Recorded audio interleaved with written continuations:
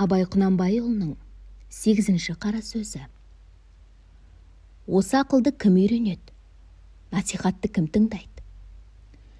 Біреу болыс, біреу би. Олардың ақыл үйренейін, насихат тыңдайын деген ойы болса, ол орынға сайланып та жүрмес еді. Олар өздері де үздік кісіміз. Өздеріміз біреуге үлгі беріп, ақыл айтарлықпыз деп сайланды. Өздері түзеліп жеткен, енді елді түзерлігі ақ қалған.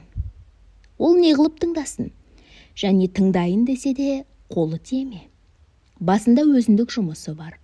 Ұлығымызға жазалы болып қаламыз ба, елдегі бұзақыларымызды бүлдіріп аламыз ба, немесе халқымызды бүлдіріп аламыз ба, яки өзіміз шығымдап, шығынымызды толтыра алмай қаламыз ба деген ебіне қарай, біреуді жетілтейін деп, біреуді құтылтайын деген бейнетінің бәрі басында қолы тимейді.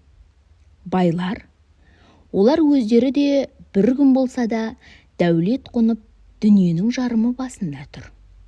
Өзінде жоқты малыменен сатып алады. Көңілдері көкте, көздері аспанда.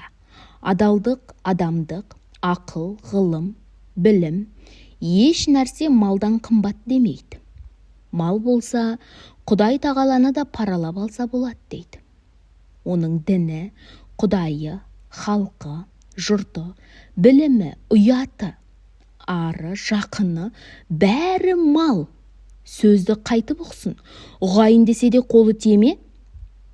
Ол малды суармақ, тойғызбақ, саудасын жиғызбақ, күзеттірмек, бақтырмақ.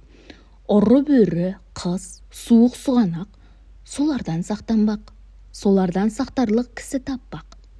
Оның бәрін жайғастырып, аяғын алып келіп, мақтанға орналастырғанша қашан қолы тимейді.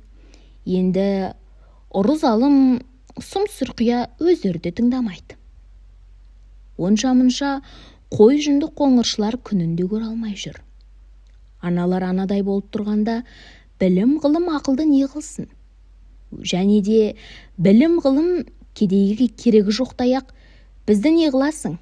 Ана сөзді ұғарлықтарға айт дейді. Оның өзгеменен ісі жоқ.